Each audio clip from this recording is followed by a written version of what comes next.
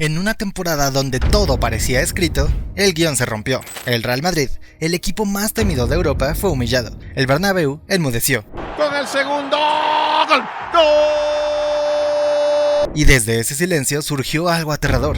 El Barcelona volvió a hacer soñar a su afición después de tanto dolor. No puede ser. No puede ser. Y después de 6 largos años, el equipo culé regresó a semifinales. El Arsenal venció con genialidad. Valverde le pegó. ¡Gol! ¡Gol! Y con inteligencia. ¡Qué buena pelota! ¡Saca! ¡Gol! ¡Gol! El PSG encontró el equilibrio perfecto y supo sufrir. ¡En el fondo rebota que queda gol! ¡La pelota que pasa! ¡El remate Ian Madsen! Y el Inter de Inzaghi ejecutó una obra maestra. Thuram la pone hacia atrás, Lautaro. ¡Gol! ¡Qué golazo del Inter! Ya no hay favoritos, solo sobrevivientes. Lo que viene no es fútbol, es una guerra de estilos, de filosofías y de futuro. Porque esta Champions ya no se juega solo con los pies, se juega con sangre, estrategia y un hambre de gloria que no perdona errores. La ida de los cuartos de final de la Champions League no fue una jornada cualquiera, fue un recordatorio brutal de por qué este torneo es el más aterrador del planeta. 4 partidos, 4 historias que parecían tener final hasta que llegó la vuelta. Todo arrancó el martes. En el Emirates, el Arsenal no solo ganó, destruyó al Real Madrid, un 3-0 que reventó cualquier expectativa. El Madrid conoció el miedo en Londres, Declan Rice se comió la cancha, y el Bernabéu quedó en estado de shock sin haber jugado aún la vuelta. Mientras tanto, en Múnich, el Inter de Inzaghi silenció al Bayern de Company con una lección táctica de otro nivel. Lautaro les recordó por qué en Italia lo llaman el Toro. 1-2, y la sensación de que el Inter no solo quiere llegar a la final, sino que quiere reescribir su historia. El miércoles, París encendió las luces del espectáculo. El PSG fue una orquesta, un recital de fútbol total ante el Aston Villa de Unai Emery. 3-1 con goles, control y un Dembélé que parece haber nacido para este torneo. Y si faltaba algo, Kvaratskhelia y William Pacho sellaron una noche de vértigo. Pero entonces, el Barcelona. En Montjuic, el equipo de Flick dio un recital que todavía retumba en Alemania. 4-0 al Borussia Dortmund. Rafinha jugó como si le debiera algo al fútbol. Pedri se comportó como el mejor jugador del mundo. Y Lamine Yamal demostró que tiene el balón de oro en las venas. Fue una humillación, fue un anuncio y fue un golpe de campeón. Así cerró la ida. 4 partidos y 4 exhibiciones. Parecía que todo estaba decidido, pero no. Solo fue el primer acto. Porque lo que pasó en la vuelta fue aún más aterrador. Porque entonces el fútbol se volvió absolutamente loco. Si la ida fue un aviso, la vuelta fue un terremoto, un grito y una declaración de guerra por la Champions más impredecible de los últimos años. Todo comenzó con el caos. En Dortmund, el Barcelona de Flick llegó con 3 goles de ventaja. Tranquilidad, superioridad, confianza, pero demasiada confianza. Porque lo que nadie esperaba, sucedió. Guirassy firmó un hat-trick histórico y el Borussia Dortmund le pegó un 3-1 al Barça que resucitó todos los fantasmas del pasado. El mismo Barça que parecía invencible, terminó pidiendo la hora. Clasificaron. Sí, pero sangrando. Flick tocó el cielo en la ida y casi se quema con el infierno alemán. En Birmingham, el PSG también se tambaleó. El Aston Villa se le subió al cuello y lo apretó con una presión asfixiante. 3-2 ganaron los ingleses y por un momento parecía que Luis Enrique perdía el control. Pero no, la renta de la ida fue suficiente. El PSG sobrevivió a la batalla y está más vivo que nunca. Después llegó el miércoles, la noche más dura. El Real Madrid, herido, necesitaba un milagro en el Bernabéu, pero el Arsenal no tenía intención de regalar nada. Ganaron 2-1 en la casa del rey de Europa. Con autoridad, con coraje, el Madrid fue eliminado, humillado. Mbappé desaparecido, Bellingham completamente ahogado y Ancelotti sin respuestas. Los Gunners ejecutaron al gigante y lo hicieron sin temblar. En Milán, el Inter cerró su obra maestra, 2-2 ante el Bayern Múnich en un partido tácticamente brillante. Sommer se convirtió en una muralla, Lautaro volvió a marcar y el equipo de Inzaghi confirmó lo que ya sabíamos. Este Inter puede ganarle a cualquiera, absolutamente a cualquiera. Los semifinalistas están definidos y la Champions League, esa tierra sagrada del fútbol europeo, nos ha vuelto a regalar noches inolvidables. Pero antes de mirar hacia el futuro, antes de hablar de quién puede alzar la orejona esta temporada, tenemos que mirar atrás, porque los cuartos de final fueron una batalla, una guerra táctica, emocional y futbolística que dejó a varios gigantes en el camino. Y es que cada eliminatoria fue un universo en sí mismo. Barcelona, PSG, Arsenal, Madrid, Bayern, Inter.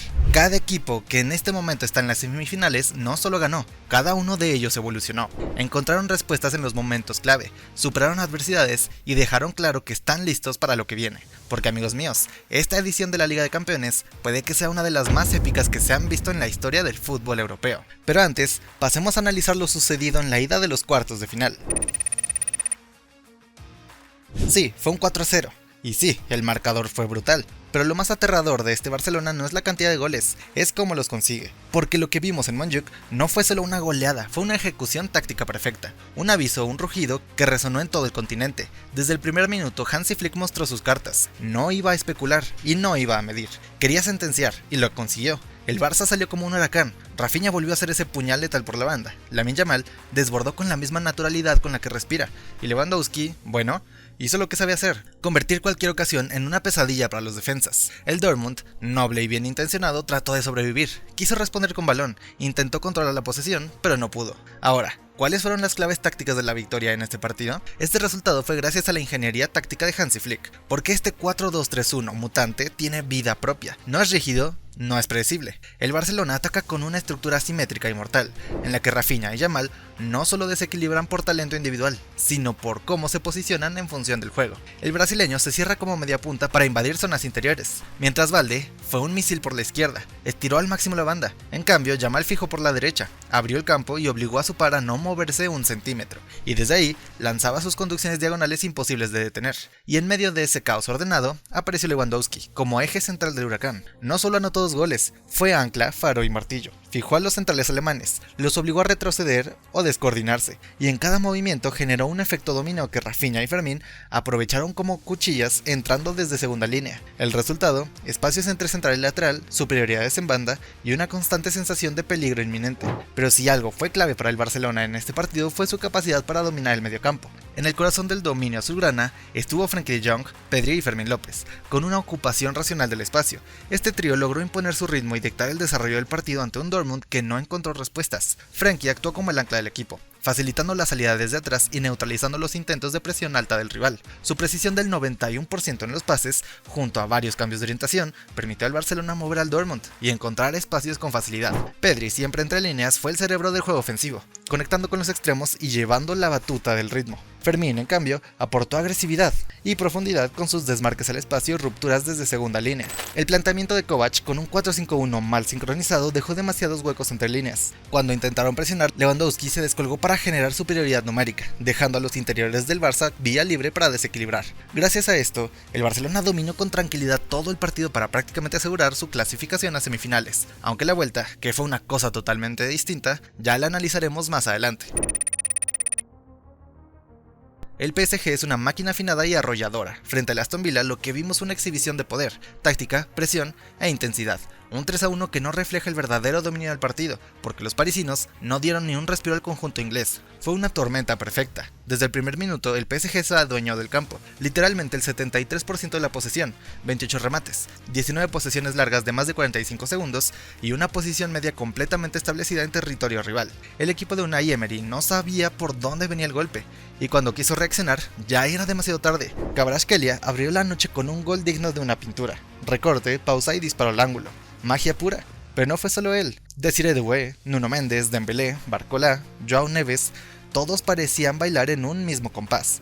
Los carrileros se metían como interiores, los mediocampistas se filtraban como delanteros, y los extremos jugaban de todo, menos en una posición fija. Luis Enrique ha llevado su idea de fútbol posicional al extremo: presión asfixiante, movilidad absoluta, intercambio de roles constante y verticalidad cuando hace falta. En cada gol hubo inteligencia, agresividad y confianza. El PSG no solo domina, abruma al rival, lo desarma psicológicamente. Luis Enrique ha llevado al París a lo que tanto se le ha exigido tomando en cuenta la plantilla y dinero que tiene. Y es un buen fútbol. Honestamente, este equipo da miedo y es un serio candidato para llegar a la final. ¿Y por qué nadie llega al nivel del Barcelona y el PSG? La respuesta es táctica, es intensidad y es pura excelencia. Hoy por hoy, Flick y Luis Enrique han construido los dos equipos más impresionantes de Europa. Son los únicos que combinan control, talento individual y presión colectiva en cada centímetro del campo. Ambos entrenadores practican una presión alta asfixiante, pero el PSG lo hace con una agresividad demencial. Se meten hasta el área chica de los rivales con tal de hacerse del balón. Mientras tanto, el Barça, aunque ejerce una presión bastante parecida y agresiva, también controla los ritmos del partido a su conveniencia. Pero seamos honestos, el PSG tiene armas por todas partes del campo. El Barça tiene su arma más peligrosa en la banda derecha con Lamine Yamal. En el medio, Pedri es el as bajo la manga, el arquitecto silencioso que rompe cualquier defensa con un solo pase. Pero el PSG tiene más variantes. Dembélé puede jugar como extremo o falso 9. Barcola juega por ambas bandas. Kvaratskhelia te rompe las defensas en el área. Y en el medio campo, Joao Neves, Vitinha y Fabián Ruiz te dominan el control del juego a como dé lugar.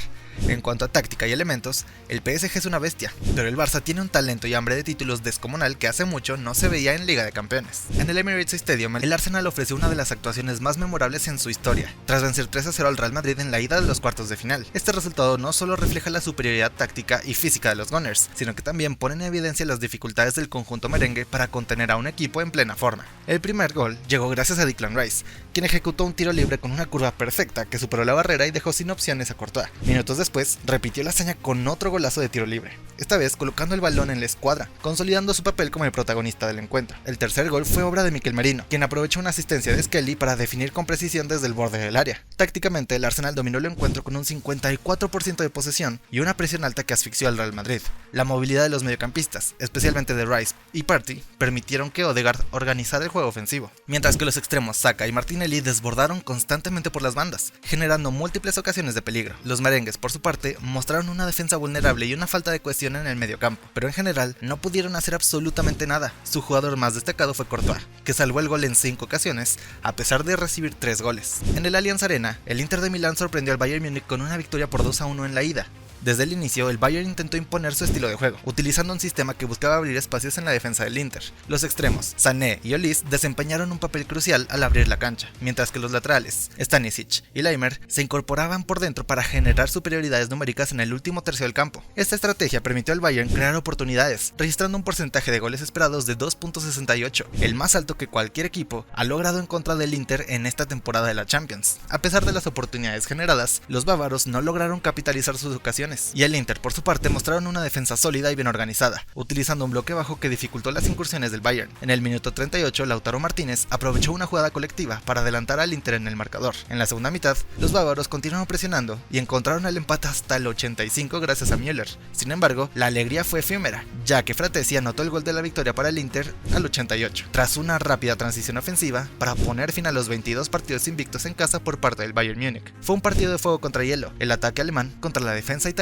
más férrea. Pero ahora, avancemos al análisis de los partidos de vuelta. Y es que más de un encuentro, a pesar de haber tenido un desarrollo inesperado, sí que llegaron al resultado estimado. El Barça venció al Dortmund, el PSG de Luis Enrique se impuso al Aston Villa, el Inter le pintó la cara al Bayern Múnich y el Arsenal terminó de humillar completamente al Real Madrid. El Barça está de vuelta en semifinales. Es la primera vez que vuelve a estas instancias de la Liga de Campeones en 6 años. Ha pasado mucho tiempo desde la pesadilla de Anfield y ha pasado bastante desde que Messi dejó al Barça, y por fin este equipo vuelve a estar en donde se merece, entre los 4 mejores equipos de Europa. Sin embargo, los fantasmas del pasado estaban apareciendo en el Signal Iduna Park, y es que al minuto 76, con ese hat-trick de Guirassy, la Roma, Liverpool y Bayern Múnich estaban apareciendo en la mente de todos los culés. Y sí, el Barça finalmente ganó la eliminatoria, jugando uno de sus peores partidos de la temporada, si no el peor, pero a continuación vamos a entender todo lo que sucedió y lo que engloba a este partido. Primero que nada, hay algo más que claro: Pedri es un jugador imprescindible para este equipo, es el mejor mediocampista del mundo, y quedó claro en este encuentro, porque no hay otro jugador que marque tanto la diferencia dentro del terreno de juego, ya que la primera parte sin el canario fue un infierno. La segunda mitad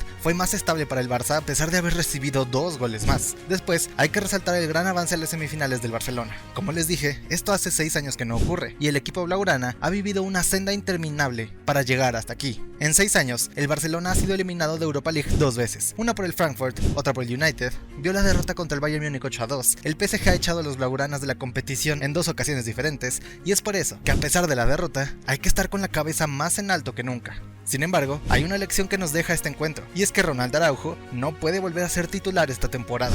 Nos estamos acostumbrando que el uruguayo sale retratado en partidos importantes. La temporada pasada se fue expulsado en cuartos de final contra el PSG. Este año se comió un despeje de cabeza que terminó en un gol del Betis, y ahora, contra el Dortmund, hace un despeje indigno de un futbolista de élite. Es decir, desde inferiores, enseñan a los centrales a despejar a la banda o a tiro de esquina en este tipo de situaciones. Araujo ya no da la confianza de hace 2 temporadas. Pero ahora, vamos a hablar de las razones tácticas por las cuales el Barça ha jugado tan mal y qué debe hacer el conjunto blaugrana para no cometer los mismos errores en semifinales. Primero, todo empieza en que el Dortmund salió con una línea de 5 defensas, 2 pivotes y 3 atacantes. El Barça por su lado salió siempre con el 4-2-1-3, pero con algunas rotaciones. La primera, la de Gerard Martín como lateral izquierdo. La segunda es que Gavi entró en el lugar de Pedri en el doble pivote y Ronald Araujo salió de titular en el lugar de Íñigo Martínez. El problema es en el doble pivote, ya que Frenkie de Jong se llevó toda la carga de la creación de juego. y soporte en el mediocampo. Esto debido a que Gerard Martín no tenía el rol de darle amplitud al equipo por banda. En cambio, era Rafinha quien jugó pegado a la izquierda para que Gavi tomara el espacio entre central y lateral. De esta forma, Fermín hacía lo mismo por derecha,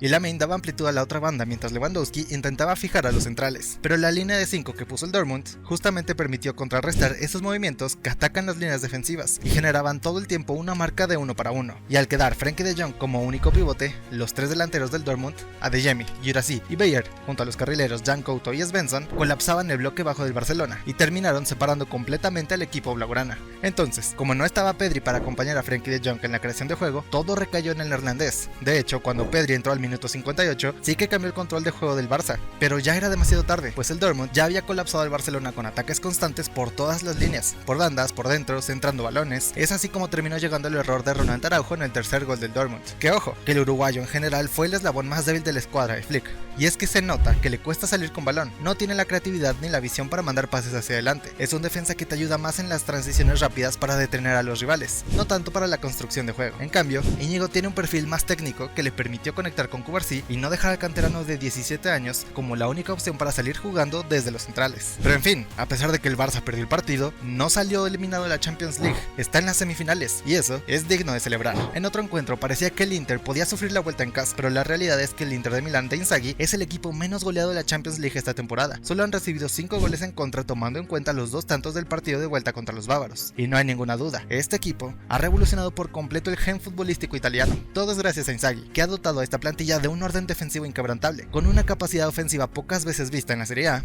Y es que la táctica de Filippo Inzaghi es realmente una locura, una estrategia de una línea de 3 centrales, 2 carrileros, 3 mediocampistas y 2 delanteros, y cada jugador entiende perfectamente su rol. Pero ahí viene la magia táctica, todos los futbolistas pueden ir rotando en el campo para salir con balón, generando que en ocasiones sean los 3 mediocampistas, Varela, Mkhitaryan y Çalhanoğlu, los que armen la salida de balón desde atrás, mientras que los centrales salen de su posición para generar vías de pase en cada sector del campo, en el interior y en las bandas. Este tipo de salida, sumando a una capacidad para transicionar de defensa a ataque en muy poco tiempo. Por su parte, el Bayern Múnich puede haber cometido un error al fichar a Harry Kane, puede ser que su maldición de títulos sea completamente real después de todo. Ahora, el Aston Villa ha estado a punto de dejar sin semifinales al PSG. Realmente nadie esperaba que la escuadra de Unai Emery fuera a ganarle al equipo de Luis Enrique, pero ya lo vimos, ningún equipo es invencible, esto es fútbol, y la verdad es que el Aston Villa en un momento de genialidad absoluta lograron ganar el partido 3-2, pero es verdad que el buen trabajo del PSG en la ida les ha asegurado el pase a semifinales, es decir, la escuadra de Unai Emery tuvo muchos errores, como el del Dibu Martínez, y por otro lado Donnarumma está dando un nivel que sí que nos hace pensar en un guardameta de primer nivel, y no en ese arquero que comete errores que provocan la victoria de los rivales. Dembélé estuvo a un nivel altísimo, y aunque no marcó gol, hizo 2 asistencias en la eliminatoria, es un jugador que te aporta una verticalidad y peligro impresionantes en los últimos metros, aunque debido a su historial en el Barça es difícil saber si el francés mantendrá ese nivel en el futuro. Y claro, William Pacho fue clave para asegurar la victoria de París en los últimos minutos, es decir, sin su bloqueo dentro del área posiblemente se hubiera ido a la larga el partido,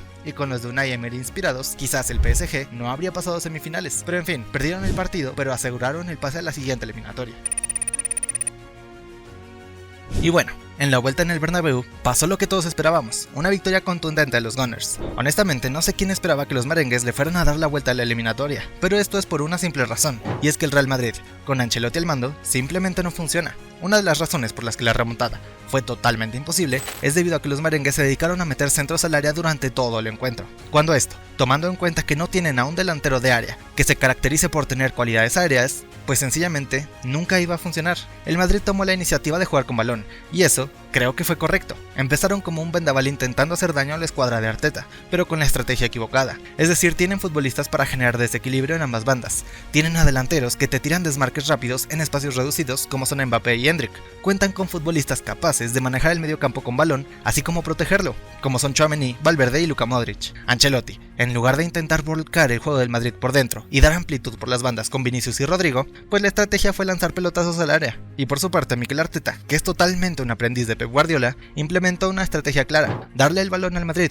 plantar un bloque defensivo bien estructurado y aprovechar los espacios que dejaban los merengues, mandando al ataque a Rüdiger y dejar abajo únicamente a Asensio y Tchouaméni. El Arsenal jugó de forma muy inteligente. Más allá del error de Saliba en el gol de Vinicius, el Madrid no disparó a puerta en todo el partido, y demostraron que esta temporada no han sabido jugar al fútbol a pesar de tener una de las mejores plantillas del mundo. Es increíble ver que el Madrid no tenga un estilo claro. Tienen capacidad para jugar muchos estilos distintos, y algo que les hubiese beneficiado mucho hubiera sido hacer lo mismo que hicieron contra el Manchester City en las ocasiones que les han ganado en el eliminatorias pasadas, lo cual es ceder el balón al rival y en transiciones aprovechar la velocidad de Vinicius, Mbappé y Rodrigo para lanzar contraataques directos, verticales y rápidos para hacer daño cuando el contrario tenga más jugadores en campo propio. Es por eso que Ancelotti posiblemente ya no sea el director técnico del Madrid la temporada que sigue. Y mucho ojo con el Arsenal, que la última vez que vencieron a los merengues en Champions, llegaron a la final para enfrentar al Barcelona de Frank Rijkaard.